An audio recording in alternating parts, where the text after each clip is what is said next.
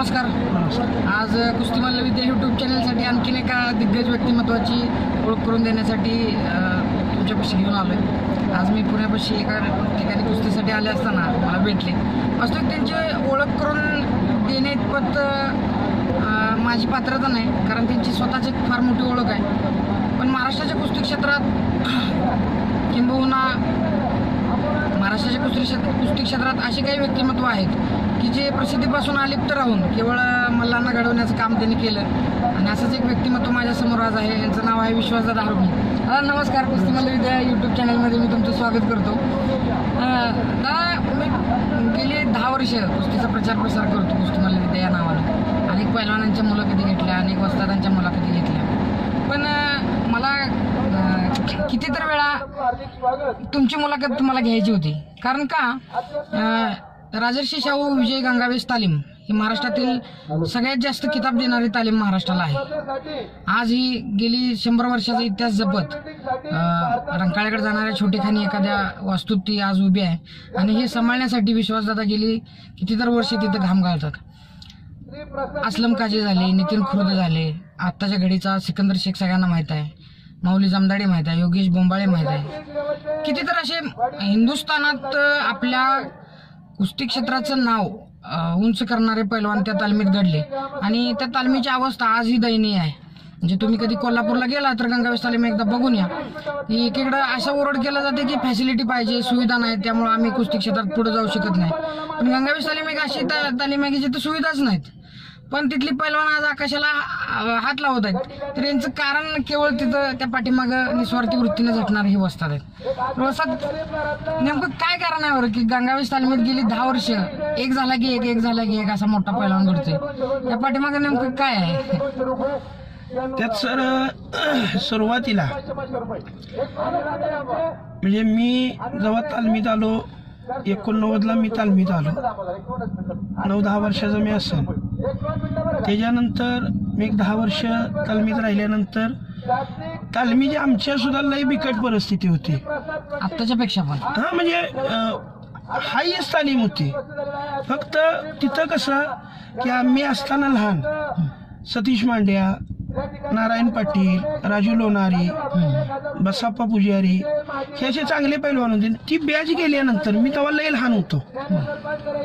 ही batch गेल्यानंतर परत जी आमच्या तालमीची म्हणजे सगळं होतं मात्र ते कुस्ती मेहनत करायची नाही असं सगळं म्हणजे आम्ही पण त्यात होतो. ही जी सुरुवात जर माझ्याकडं हे काम व्हायची सुरुवात जर म्हटलं असं तरी का नाही, त्याला एक वेगळं कारण आहे. नितीन खुर्द आणि सचिन खुर्द ही तालमीत आमची आणून सोडलीत. लहान होती दोघं पण. सोडल्यानंतर मी त्यांच्या संग म्हणजे असं हे चेष्टा मस्करी हे ते असं आम्ही करत थोडे दिवस राहिलो असं.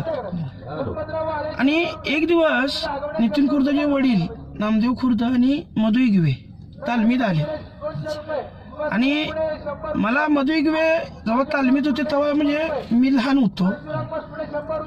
मला तिने म्हणजे कसं काय त्यांच्या मनात आले मला म्हणलेत, अरे विश्वास या पोरांच्याकडे जरा लक्ष द्या, परिस्थितींची अतिशय गरीब आहे.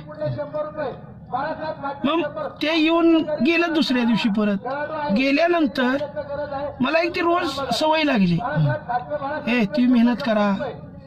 मग त्यासनी बसून जरा खायलाही घालायचं, जरा म्हणजे बाकीची जरा दंगामस्ती करायची, टायमाला झोपवायचे करायचं.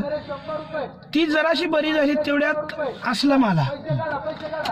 असलम आल्यानंतर त्याला एक वेगळंच म्हणजे की परत तालमीत टायमालाच उठायचं, म्हणजे टायमाला खुराक खायचा, शिस्त लागायची गेली. आणि मी पण ती मला पण एवढं की त्या हे गोष्टीत रस वाटला की याला काय नाही की आपल्याला काहीतरी हे तालमीच्या नावासाठी करायला लागतं. हां, का तर आमच्या तालमीचं पूर्ण आणि मी सर सांगतो तुम्हाला, मला तालमीचं अजून सुद्धा मला म्हणजे आमच्या एखाद्या पोरग्याची कुस्ती जर असं काही केलं तर मी तालमीच्या नावासाठी सांगतो. मग त्याच्यानंतर ही सगळी पोरं ईत गेलीत, पोरं वाढत गेलीत, एवढंच. दुसरं काय म्हणजे त्याला काय हे नाही. मी आता बऱ्याच जणांच्या मुलाखती घेतल्या, जाणून घेण्याचा प्रयत्न केला की असं म्हटलं जाते की तुम्हाला मोठं पैलवान होण्यासाठी काय फॅसिलिटी लागतात, काळाची काळाच्या बरोबर युग बदलायला लागलेलं आहे. किंवा आता NIS सारखे कोर्सेस आले आहेत. पण मला वाटते ना तुम्ही कुठलं NIS कोचिंग केलं ना इतर कुठल्याही फॅसिलिटी नाहीत गंगावेशमध्ये. मी स्वतः जाऊन आलो की मातीचा आखाडा आहे, रस्सी आहे, दोर आहे. हे पारंपरिक पद्धतीची तालीम असून सुद्धा तिथं असलमकाजी घडले, मौली जमदाडे घडले, सिकंदर शेख सारखा आता सिनियर नॅशनलला गोल्ड मेडल असणार पूर्व घडलं. तर हे सगळे तुम्ही मेहनत कशी घेता त्यांची, म्हणजे त्याच्या पाठीमागची नेमकी काय स्टोरी आहे?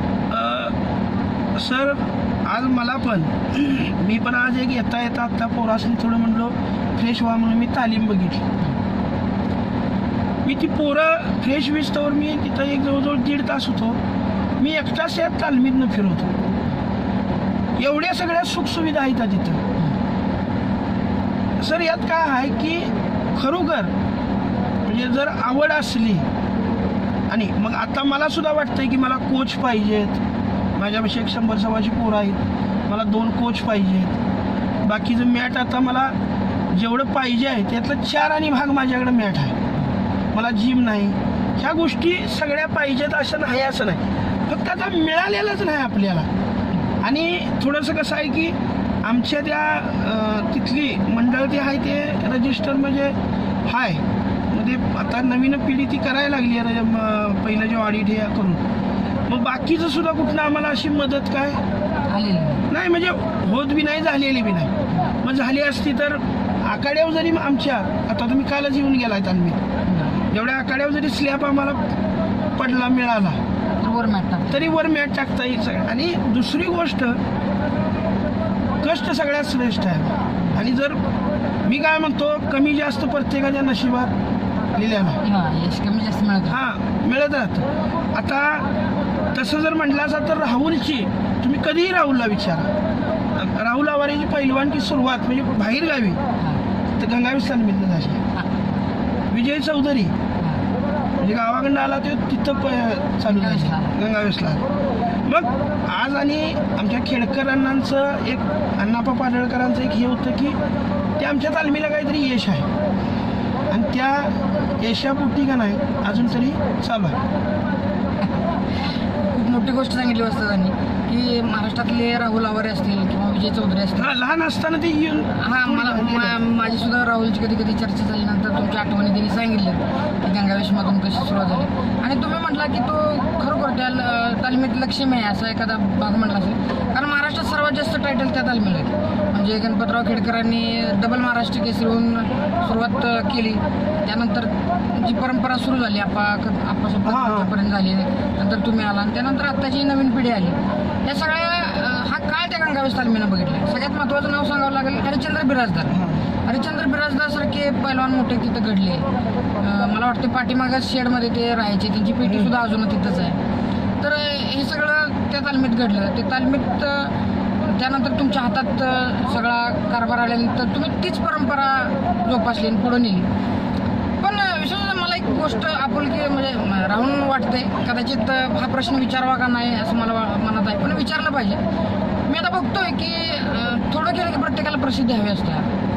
आज शिवछत्रपती क्रीडा पुरस्कारासारखे पुरस्कार कोचेसना दिले जातात, किंबहुना महाराष्ट्रातल्या अनेक मैदानात पुरस्कारांचं वाटप केलं जातं. आज तुम्ही इतके दिग्गज पैलवान घडवले गेल्या 10 वर्षात 15 वर्षात, विश्वास हरवले नाव हे कुठंच मला काय ऐकायला मिळत नाही. या प्रसिद्धीपासून तुम्ही आले तर जाणीवपूर्वक काय लांब पळता मला म्हणायचं? सर आता म्हटलं असं तरी आम्ही भुगावला अधिवेशन झालं आणि भुगावला अधिवेशन आणि आमचे मित्र मेघराज खटके वाघोलीचे त्याने आम्ही ह्याच इथंच त्या हुकुममध्ये आम्ही एक त्यांच्या मित्राचा फ्लॅट होता तर कुस्तीगीर परिषदेतली एक अशी व्यक्ती तिथं मग आमचे तिकडनं कुस्त्यावर आली की चर्चा चालायची. आज विश्वासार्हली एवढी व्यक्ती मोठी नाही. आज बिराजदार मामासारख्या माणसाला पैलवान घडवला असे आमचे खेडकरांना ते डबल महाराष्ट्र केसरी. मग आज कुणाला मला वाईट म्हणायचं नाही. मग तू आपल्याला आपण काहीतरी शिकलोय, त्या बाळदादांच्याकडनं शिकलो असेल, खेडकरांच्याकडनं शिकलो असेल, दिनानाथ पैलवान असतील, त्यांचा विचार एक वेगळा आहे. म्हणजे खेडकरांनाच नाही शिवछत्रपती. तेव्हा मी असं एक विषय निघालता. मग ते मला म्हणलेत का नाही तुम्ही असं का करताय, फाईल दिली नाही. हयातीत असताना फाईल देऊन मात्र खेडकरांना असे नव्हते की 10 एलपडा तुमच्याकडे मारणार नाही, स्वाभिमानानं जगणारा माणूस होता. मग त्या माणसाला जर काय होत नसलं मग, आणि ते आम्हाला तिने शिकवलं की नको आपलं काम आहे जेवढं होतंय तेवढं आम्हाला.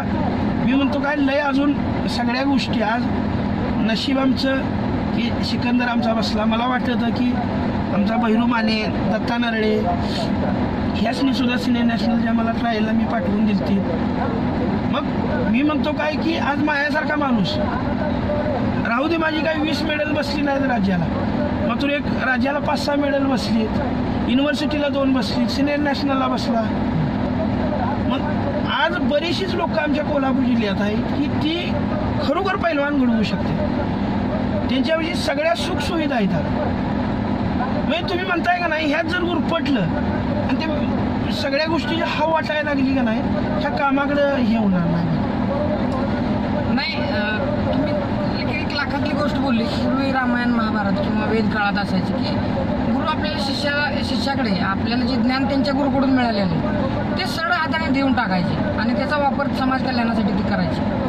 पण असं काळ तो आता राहिलेला नाही. मला वाटतं की आज थोडं केलं तर पसाभर दाखवणार, कणभर केलं तर पसाभर दाखवणार युग आलेलं आहे. आज प्रेझेंटेशनचं युग आहे, आधुनिक युग आहे. मी तुम्हाला असं म्हणत नाही की तुम्ही स्वतःहून कुठलं मागितलं पाहिजे, पण मी या मुलाखत पाहणाऱ्या सगळ्यांना विनंती करतोय किंबहुना हक्कानं सांगतोय की विश्वासासारखी माणसं जी निस्वार्थी वृत्तीनं आजपर्यंत काम करत आले, मी सर्वांना विनंती करेन की विश्वासासारखी अनेक माणसं जी प्रसिद्धीपासून परान्मुख आहेत, आपलं कर्तव्य आहे की यांना समाजाच्या पुढं आणलं पाहिजे. आणि त्याचाच हा प्रयत्न म्हणजे छोटंसं मी मुलाखत घेते. आणि सांगताना मला लहान सुद्धा वाटते की विश्वासात या मुलाखतीला सुद्धा तयार होत नव्हते. मी त्यांच्या पाया पडलो की म्हटलं परत तुम्ही गेला की मला सापडणार नाही, आणि माझ्या विनंतीला मान देऊन खरं म्हणजे ते इथं माझ्यासमोर बसले. चर्चा करत करत असताना आपण पुढे जाऊया विश्वासात. ऑलिम्पिकपर्यंतचा कुस्ती क्षेत्रात युग आहे. आज फ्रीस्टाईल आणि ग्रेको रोमन सारखे खेळ आपल्या महाराष्ट्राच्या कुस्ती क्षेत्रात आहेत, त्यात करिअर करणं गरजेचं आहे प्रत्येक पैलवानाने. पण मातीचं पण एक मोठं विश्व आहे आपल्या महाराष्ट्रात किंबहुना देशभरात. मातीच्या कुस्तीतले पण दिग्गज आहेत. आता त्याच्यावर अभ्यास झाला नाही, संशोधन झालं नाही, त्यामुळे ती कुस्ती मागं पडत चालली आहे. कुस्ती मल्लयुद्धाच्या माध्यमातून आम्ही ते पुनर्जीवन देण्याचा आम्ही प्रयत्न करायला लागलो. त्यासाठी मी झटतोय गेले 2-3 वर्ष झाले झटायला लागलो. पण तुम्हाला काय म्हणायचं आहे की मॅटवरची, आणि दुसरा एक सगळ्यात महत्त्वाचा प्रश्न की सिकंदर शेख आता सिनियर नॅशनलला गोल्ड मेडल बसलं. सिनियर नॅशनलला गोल्ड मेडल बसलं म्हणजे खूप मोठी गोष्ट आहे. मी स्वतः रेल्वेत काम करतो, रेल्वेच्या स्पर्धा जवळनं बघायला मला मिळाल्या.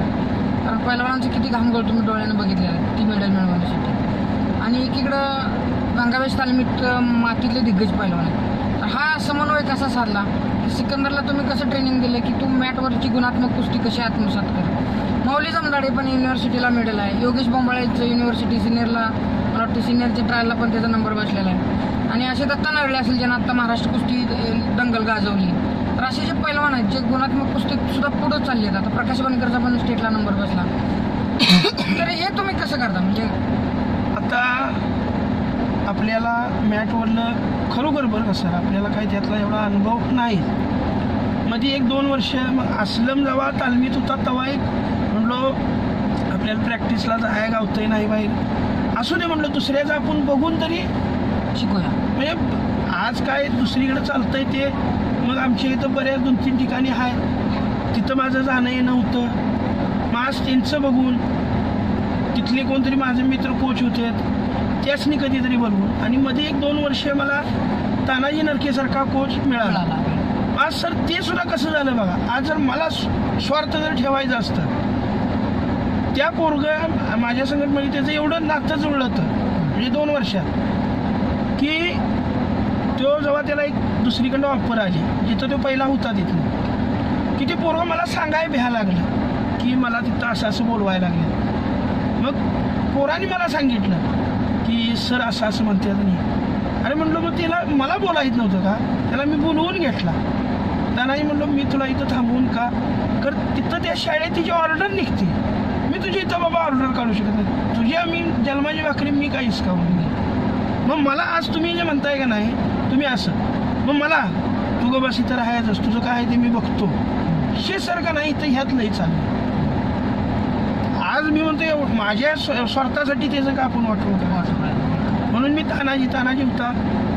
मी आज तानाजीला पण सांगून ठेवलंय पोरं मिळतात, म्हणजे आता एक कोच बीच आहेत का नाही मिळतात. असं काय नाही की त्याने NIS केलं पाहिजे. तो कुस्तीतला जरी म्हणजे खरोखर मास्टर असला तरी तो करून घेऊ शकतो. आता एक पोरगा आमचं का हाय, तो अजून रिटायर का नाही व्हायची वाट बघायला लागलोय मी. उत्तम पाटील म्हणून आमचा का नाही आर्मीत सुभेदार आहे.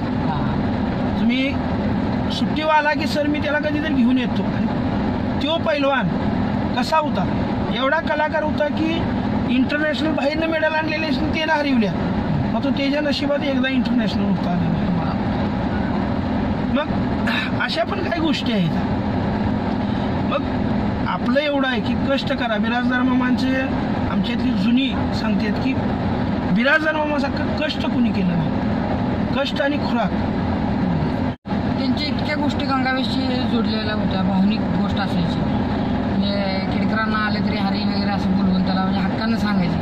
आणि एका मोठ्या एवढ्या तालमीचं कोच असताना, एवढी मोठी पैलवान घडवलं असताना बिराजदार मामा त्यांचा स्वयंपाक वगैरे पण हातात द्यायचे. असं हे जेव्हा मला पोरं सांगतात तेव्हा माझं सुद्धा हात भरून येतं.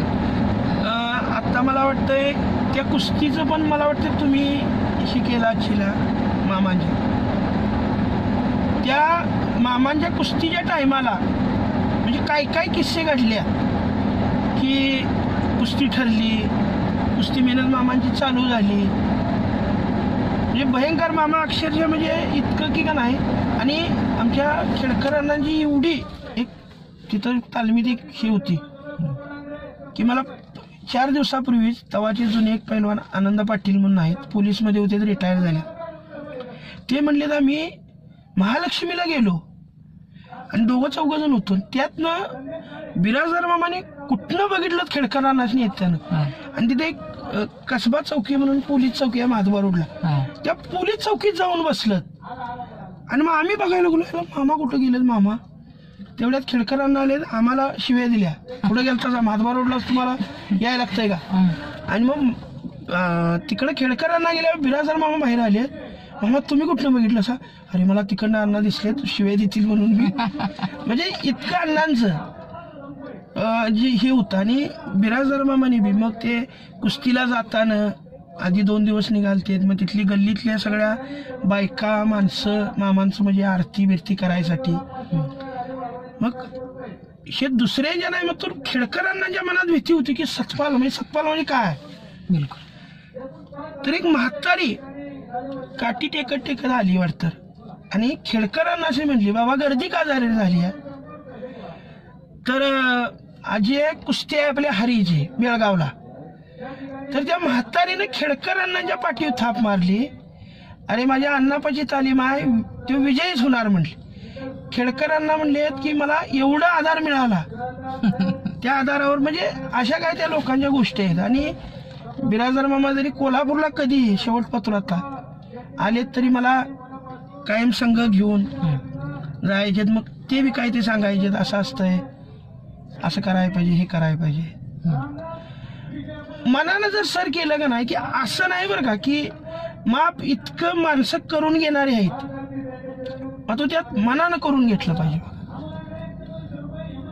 मग आमच्या इथं म्हणून म्हणतोय ना, आमच्या तालमी बंद पडल्या कोल्हापूरच्या. आज जर तालमी अजून कोल्हापूरच्या, आता पुण्यात कसं आहे, पुण्यात एक 5-6 तालमी चांगल्या झाल्या. मिलिटरीत सुद्धा एवढं हे नव्हतं. मिलिटरीत सुद्धा म्हणजे एकामेकाच्या त्यांच्यात कॉम्पिटिशन वाढलं. तसं आमच्यात काहीच राहिलं नाही, चुरसच नाही राहिली. चुरस राहिली असे अजून सगळी हे होणार. आणि बऱ्यापैकी कोल्हापूरची पैलवानांचं पाय सुद्धा पुण्यात. हा, मग कोल्हापूरची बरीचशीच पोरं ही पोरं आली नसती तिकडं.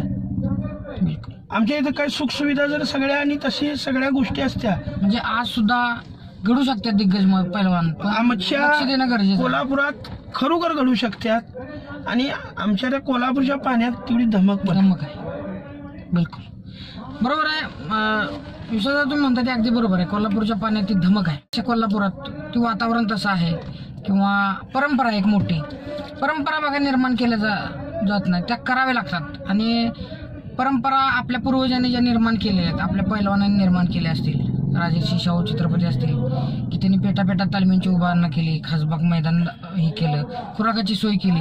आणि त्यालाच परत अनेकांनी जपलं आणि आज 21व्या शतकात ते काम तुम्ही सुद्धा करताय, तुमच्यासारखे बरेच कोचेस करताय. ते परंपरा निर्माण करणारे जितके महत्वाचे होते ते परंपरा आजपर्यंत टिकवणारे पण माझ्या दृष्टीने त्याच लेवलचे आहेत किंवा त्याच पात्रतेचे आहेत. हे टिकवणं गरजेचं आहे. मग ते कोल्हापूर असू दे, पुणे असू दे. बिराजदार मामांनी कोल्हापूरचीच तीच परंपरा, तीच सिस्टीम गोकुळ वस्तादमध्ये राबवली आणि त्यांना यश मिळालं. पण आपण मात्र विसरून बसलो. कोल्हापूरकर ह्या गोष्टीला विसरून बसले. तर हे कोल्हापूरकरांनी हे परत केलं पाहिजे. यासाठी कोणत्या प्रकारचं व्यापक उपाययोजना केली पाहिजेत असं तुम्हाला वाटतं? किंवा शासकीय पातळीवर असतील किंवा तालीम संघाच्या अंतर्गत असेल किंवा असं कोणीतरी पुढे यावं असं तुम्हाला वाटतंय? आज मी बघतोय, मी आमच्या तालीम संघाचा एक का नाही, मी सदस्य सुद्धा आहे, मी शहराचा सेक्रेटरी आहे. आज सर काय होतंय की प्रत्येकाला एक सवय काय लागली आमच्यात, मी नुसतं माझ्या अंगावर तुमच्या अंगावर ढकलायचं शे नको आहे. आमच्यात अजून लोक आहेत म्हणून मी मगायन काय म्हणतोय की मी गंगावेस तालमीत आज जरी मी इकडे आलो असतो तरी मला वाटतंय की याला आज दुपारी पोरांनी काय केलं असेल, का तर मागं कोण करून घेणार नाही. हा मग मी एवढं करू शकतोय. आज विजय गुठाळ इकडं आलाय, माऊली इकडं आलाय. मी आता योगेशला तेवढं सांगून की बाबा जी आहेत तेवढं ठराविक तेवढं घे म्हणून. आज जरी सगळीच कोण नसलं तर ते आपल्याला बी हे वाटतं. तसंही होईना झालंय, मनापासून करीना झालंय. आता मला वाटतं 8च दिवस झाला आमची एक मिटिंग झाली. त्या मिटिंगमध्ये सुद्धा म्हणजे आमचे बाळदादा काय म्हणतात, अरे ही आमची कोल्हापूरची पैलवानकी मोडू नकोस, त्याच्यासाठी काहीतरी करा. मग तालीम संघ सुद्धा काय करू शकतोय. समजा मला तालीम संघानं म्हटलेत की तू विश्वास असं काम करायचं आहे, मी त्यांच्या पुढे नुसतं वय म्हणलो आणि मग परत मागं मी नाही केल्यावर काय, त्याला काय अर्थ आहे. मग थोड्या अशा गोष्टी काय व्हायला लागल्यात. आणि मुळात तुम्हाला सांगतो का नाही, पालकांच्या बी बरेच आहेत सर. पोरगा आणून तुमच्या वेळी सोडलं म्हणजे काम झालं नाही तुमचं. त्या पोरग्याकडे तुम्ही पहिलं, मी लहान असताना मी बघितो कुठल्या बी तुम्ही तालमीतनी जावा की त्या मुलग्याच्या घरचं चुलता असू दे, थोरला भाऊ असू दे, वडील असू द्यात, ही 15 दिवसाला एक चक्कर त्यांच्या असायची. यायचेत, मेहनती बघायचेत, आपलं सकाळी परत निघाले. ही पद्धत बंद झाली. खूप चांगल्या विषयाला तुम्ही हात घातला की पालकांचं योगदान खूप महत्वाचं आहे या गोष्टीत. की पूर्वी आपल्या घरची परंपरा मोठी करण्यासाठी आपल्या मुलाला तालमीत पालक सोडायचे आणि त्यांचं लक्ष वारंवार तिथं राहायचं की वस्ताद तू वस्तादी करून घेतच असतात पण लक्ष राहायचं तू करतोस का वगैरे. ही कुठंतर कमी झाले. आता नुसतं पैलवानाला गादा आणली पाहिजे, मेडल घेतलं पाहिजे, पण त्यासाठी पालकांचं लक्ष कुठंतर कमी झाले. मी म्हणतो ते बरोबर आहे सर. कसं आहे की पोरांच्यात आपले हाय, मग आपली त्या पोराची खरोखर म्हणजे झेप लय मोठी आहे. मग तुम्ही मिळायच्या आधी म्हणतात की नाही चांगला झाला पाहिजे आणि थोडं मिळालं की लगेच पालकच का नाही हे होत्या. त्यामुळं सुद्धा पोरं बरीचशीच मग ते गदा मिळाली, मग ती मिरवणूक काढा, डिजिटल लावा, मग ते ह्या सत्कारा म्हणजे कुस्ती मेहनत तिची म्हणजे 4 दिवस बुडली तरी चालते. हे एक प्रकार आपल्यातला म्हणजे का नाही एक पॉइंट आहे आपला सगळ्यात नाही बंद व्हायला पाहिजे. बस म्हणजे एखादी गदा घेतली, मेडल घेतली की गुरळून जातो, मान सन्मानात अडकून बसतो. त्या पैलवानपेक्षा त्याच्या घरची ओरडून जातात आणि ज्याला खरोखर पैलवानकी करायची त्यांनी ओरडून जाऊन उपयोग नाही. 1 लाखातली गोष्ट सांगितली वस्तादांनी आज की कुस्ती क्षेत्र असू दे किंवा समाजातलं कुठलंही क्षेत्र असू दे, थोड्या यशानं हुरळून जाऊ नये. अंतिम यश काय आहे त्याकडे आपलं लक्ष पाहिजे नेहमी. आणि मला वाटतं अंतिम लक्षच आपण धरायला कमी पडतो आणि त्यामुळं आपली कुस्ती थोडीशी कमी झाली. तर पुढच्या आपण प्रश्नाकडे जाऊया. असं तुम्ही अनेक पैलवानांना घडवलं, अनेकांच्या परिस्थिती जवळून बघितल्या.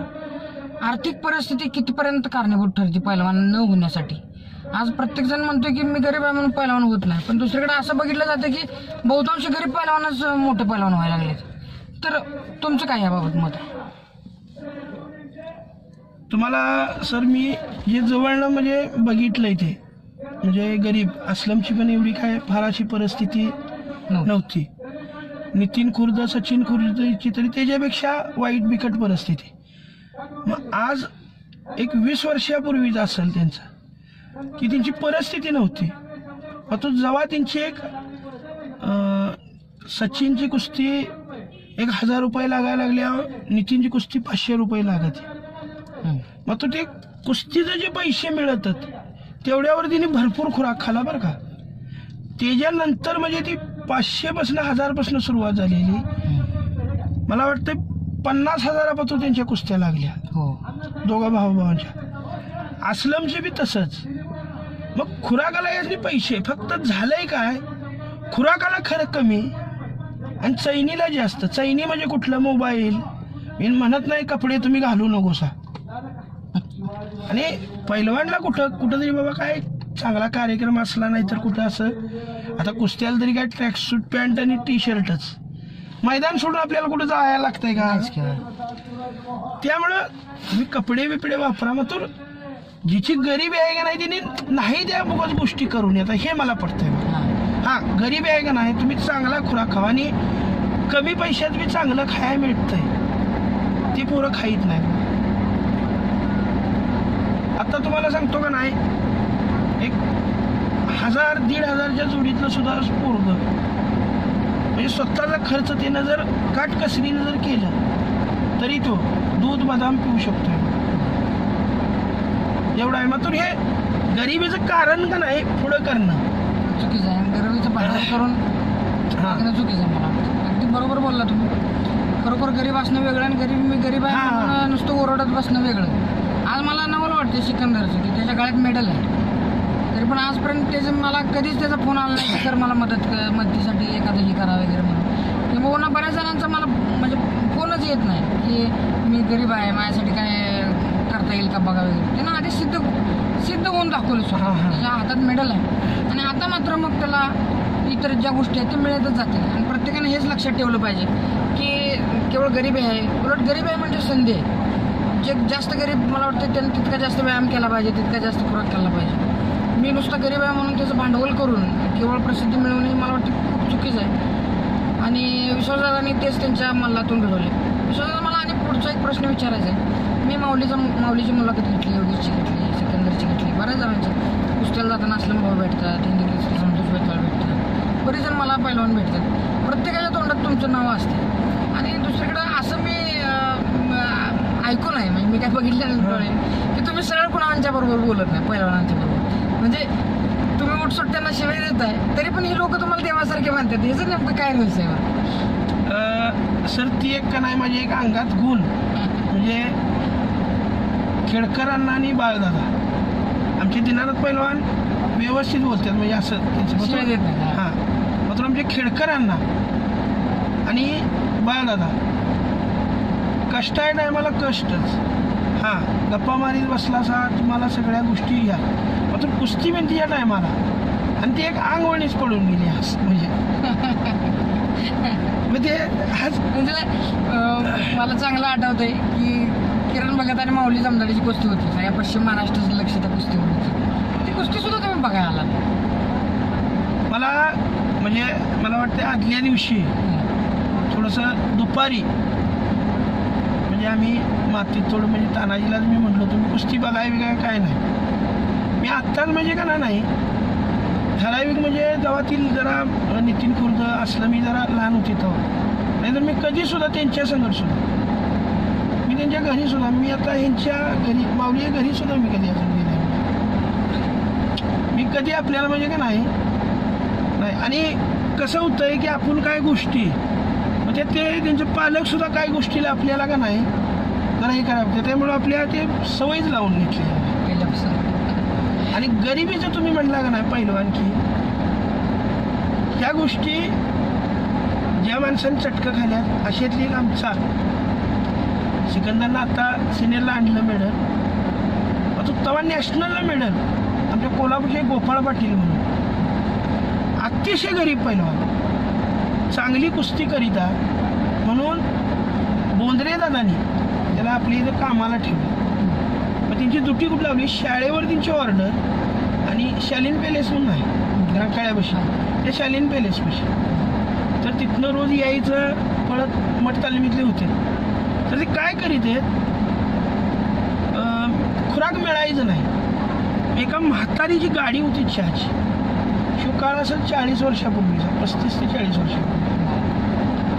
तर तिचा चहा लय खपायचा आणि दुधाचं पात्याला एक मोठं होतं तिचं. आणि हिने नोकरी का केली, 8 आणे पगार होता त्यासाठी. तर मी म्हणलो आता ती रिटायर झाल्या, मी म्हणलो असतात मग तुम्ही 8 आणे नोकरी का करता असा, एवढा मोठं पहिला होता असा. अरे विश्वास म्हटलं ती शाही मला खायला मिळायची अर्धा किलो, तर त्यातनं मला थोडं तूप मिळालं का नाही, विकत आणून खायची माझी परिस्थिती. म्हणजे गरिबीत ना अशी सुद्धा. आज आमच्या गावचे शिवा मोरे आहे, तुम्हाला त्या शिवा मोरेंच्या बद्दल तुम्ही जुन्या पैलवानाशी कुणालाही विचारा. कोल्हापूरचे शिवा मोरे म्हणजे काय पैलवान होते की तिने लग्न झाल्यावर मुलं झाल्यावर सुद्धा, की आमचा कोल्हापूरचा एक गट मोकळा असतोय म्हणून बाळदादांनी त्यासनी लग्न झाले, मुलगा झाल्यावर त्यासनी तालमीत आणून ठेवले आणि मेडल घेतले. मलवासारख्या पैलवानला तिने हरवले. मलवा तरी लय इंटरनॅशनल मोठा पैलवान माहिती आहे मला. आमचे शामराव साबळे सुद्धा गटात खेळत नव्हतं त्यांच्या म्हणजे महाराष्ट्रात. मग अशी गरिबीतली माणसं आहे ती. असं हे सगळं करत असताना तुम्हाला वैयक्तिक जीवन सुद्धा आहे, तुमचं कुटुंब आहे, घर परिवार आहे. नेमकं तुम्ही तालमीत येता किती वाजता आणि सगळं कसं चालतं? कारण आता एवढं मोठं पैलवान घडवायचं म्हटलं तर 4 वाजल्यापासून त्यांच्या पाठीमागं लागायला पाहिजे. संध्याकाळचं प्रॅक्टिस, दुपारची रेस्ट, सकाळचं प्रॅक्टिस, खुराक खाल्ला का बघायचं, आणि तुम्ही तर हे सगळं जीव ओतून करताय. मग यातनं तुम्ही घरातून किती वाजता निघता, घरी पोचता किती, कुटुंबाची कितपत साथ मिळेल तुम्हाला, घरातली तुमची खुश आहेत? नाही घरातली आमच्या का नाही म्हणजे थोडं मी तालमीतले करून घ्यायला लागलो आणि माझं लग्न झालं. मग लग्न झाल्यावर मी एक 2-3 महिने तालमीकडे आलो नाही. मग आलो नाही म्हटल्यावर जरा पोरांची जरा सगळं ते हे बिघडल्यावर मग हे पालक म्हणजे असलमचं वडील असतील, मधुगिवे, परत नामदेव खुर्द, यांच्याशी कुठेतरी म्हणजे एक चर्चा झाली की बाबा येणार झाल्या तालमीकडे. मग ही सगळी आलीत. मी म्हणलो आता माझं लग्न झालंय, मला काय आता जमायचं नाही, म्हटलो मला आता काहीतरी बघायला पाहिजे. तर आमच्या वडिलांनी का नाही लय आवड होती, ती पैलवान नव्हती काय नव्हती, मग तू इतकी आवड का नाही की भयंकर आवड होती. वडील म्हटलात काय बाकीचं माहीत नाही, तू रोज तालमीत जायचंच. मग त्यानंतर माझ्याकडे गाडी नव्हती. मग अजून बी ते असलमनं मला ती होंडा गाडी ती जी गावाकडे जी होती त्या वडिलांनी ती दिलेली, ती माझी गाडी आहे अजून तीच आहे. हाय तीच आहे. आणि ती तालीम आज मोडकळीच पडलेल्या अवस्थेत आहे, खूप जीर्ण अवस्थेत आहे. मी शासनातील प्रत्येक प्रतिनिधीला विनंती करीन, किंबहुना शासकीय सेवेशी जे जोडलेले माझे प्रेक्षक असतील त्यांना सांगेन की शाहू विजय गंगावेश तालमीकडे तुम्ही जरूर लक्ष द्या. विश्वासदारासारखी माणसं तिथं एक तपस्वी जीवन जगून त्या मुलांना तिथं घडवते आणि कशाचीही त्यांनी स्वतःहून अपेक्षा कधीच करणार नाहीत. मी या व्हिडिओच्या माध्यमातून सगळ्यांना आवाहन करतो की जरूर त्या तालमीसाठी नक्कीच काहीतरी करा, किंबहुना त्यांना थोडंसं आपल्याला मदत शासनाची मिळाली तर यापेक्षा दिग्गज पैलवान तिथं घडतील. कोल्हापूरची कुस्ती पंढरीतली नावाजलेली तालीम पुन्हा नावारूपाला यावी यासाठी हा व्हिडिओ मी बनवत आहे. तर विश्वासदादांनी आवर्जून वेळ दिला त्याबद्दल मी त्यांचं मनापासून धन्यवाद मानतो. तुम्ही जे काम करताय ते काम आज त्याला शब्द नाहीत, किंबहुना त्याला त्याची व्याख्या कुठल्याही शब्दात करता येत नाही, इतकं मोठं काम आहे. तुमचा आशीर्वाद असाच सर्व पैलवानांच्यावर कुस्ती क्षेत्रावर राहावा